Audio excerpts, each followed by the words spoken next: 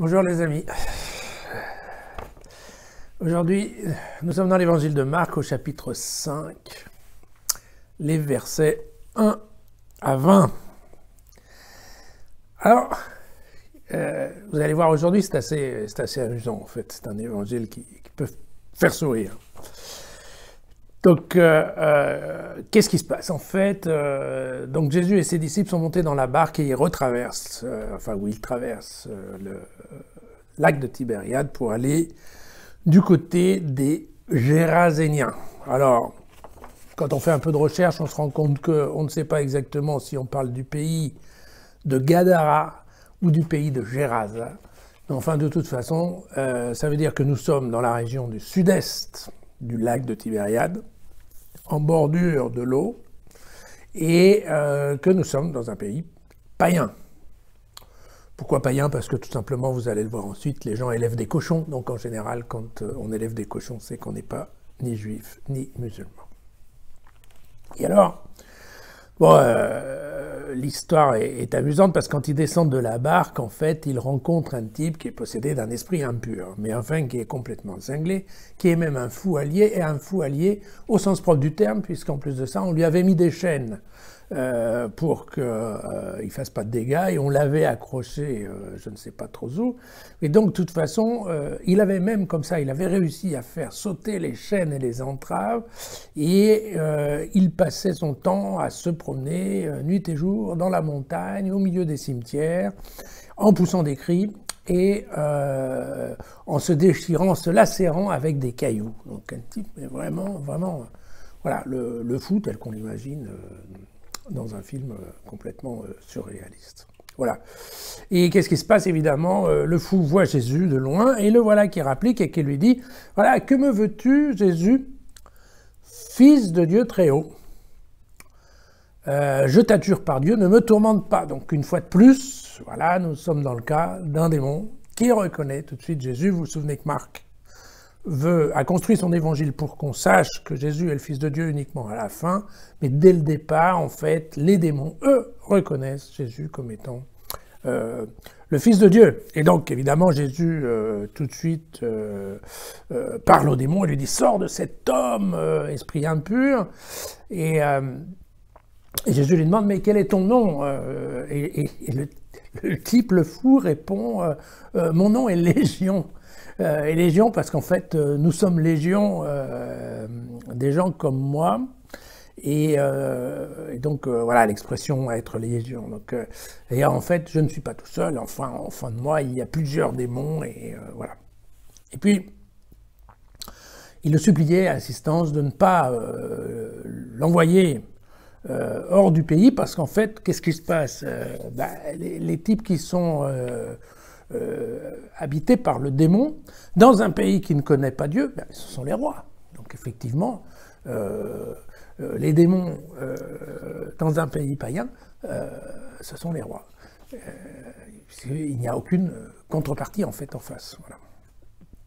Alors, il y avait là, du côté de la montagne, un grand troupeau de porcs en train de paître. Et donc, qu'est-ce qui se passe? En fait, les démons qui habitent le pauvre homme lui disent « Envoie-nous dans les porcs pour que nous entrions en eux. » Et puis, bon, Jésus dit « D'accord, allez-y. » Et donc, ce qui se passe, c'est que les démons sortent de l'homme, rentrent dans les cochons, et en fait, tous les cochons grimpent sur la falaise et se balancent dans la mer de Tibériade.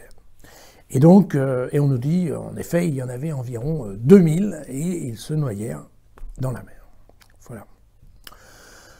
Alors, le public était là, prit la fuite, va jusqu'au village, raconte ce qui se passe, et évidemment, ça fait un peu de potin. Ça fait un peu de potin qui fait que suffisamment pour que les gens du village reviennent, s'aperçoit qu'en effet le type qui était fou n'est plus fou, il est assis tranquillement par terre, mais surtout ils viennent constater que les 2000 cochons sont en train de nager au fond du lac. Et évidemment, les gens du village supplient Jésus de s'en aller en lui disant « Écoute, c'est super, on est content de te connaître, mais ça serait mieux que tu t'en ailles. » tout simplement parce que si tous les troupeaux de cochons y passent, c'est quand même vraiment ennuyant pour notre truc. Et globalement, donc voilà, ça va pas. Et à ce moment-là, ce qui se passe, c'est que au moment où Jésus remonte sur la barque, le type qui était fou vient le voir, il supplie Jésus de l'emmener avec lui, il dit viens, je pars avec toi. Et là, Jésus dit non, non, non, non, pas du tout. Tu rentres dans ta maison, auprès des tiens, et puis voilà, tu vas leur raconter ce que le Seigneur a fait pour toi. Et tu vas lui parler de sa miséricorde. Et évidemment, l'homme s'en alla et se mit à parler dans toute la Décapole, donc la région, effectivement, qu'il avait creusé Jésus et ce qu'il avait fait pour lui. Voilà. Et la conclusion, c'est que tous étaient bien entendu dans l'étonnement. Voilà.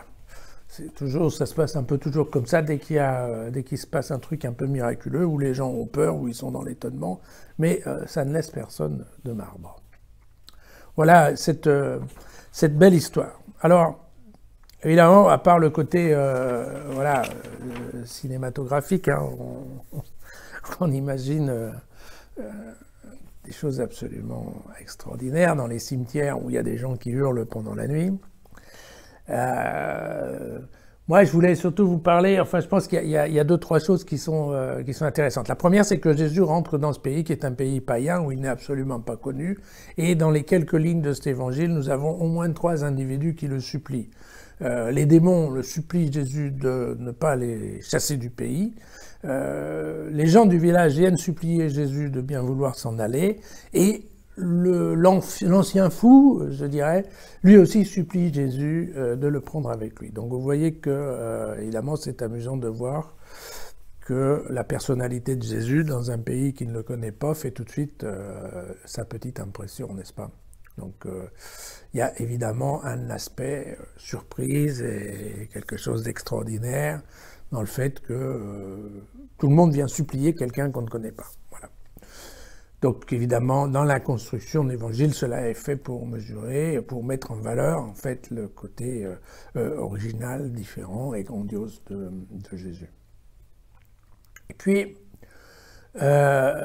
l'autre point, comme toujours dans ces évangiles, en fait, ce qu'il faut essayer de comprendre, c'est qu'est-ce que nous dit l'évangéliste, hein, parce qu'en fait, encore une fois, bien entendu, il est fort peu probable qu'il y ait eu ce phénomène, je dirais, de la baie des cochons, sachant que la baie des cochons n'a rien à voir. Hein. La baie des cochons à Cuba, ça a à voir avec le nom de petits poissons rouges, mais ça n'a rien à voir avec, bien entendu, les porcs qui se jettent dans le lac de Tibériade. Fin de la parenthèse. Et donc, ce que nous dit tout simplement Luc, il nous dit, ben voyez, c'est comme ça, chez les païens, chez les gens qui ne connaissent pas Dieu, globalement, ce qui compte, ce sont les 2000 cochons, en fait. Qu'il y ait au milieu un fou qui passe la nuit à hurler dans les montagnes et dans les cimetières, franchement, on s'en tape complètement. Ce qui est important, c'est qu'on ait 2000 cochons qui va nous donner de quoi manger ou qui vont pouvoir être vendus pour nous faire... Et donc, très clairement, voilà, chez les païens, on ne se pose pas de questions. Ce qui passe d'abord, ce sont les 2000 cochons.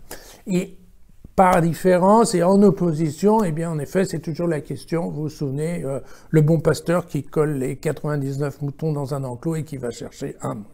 Voilà. Pour Dieu, pour Jésus, une seule âme humaine vaut la peine de tout laisser tomber, entre guillemets, bon, y a pas, on ne discute pas, on met pas en face 2000 cochons et l'argent que ça représente avec la félicité ou la tranquillité d'une personne humaine.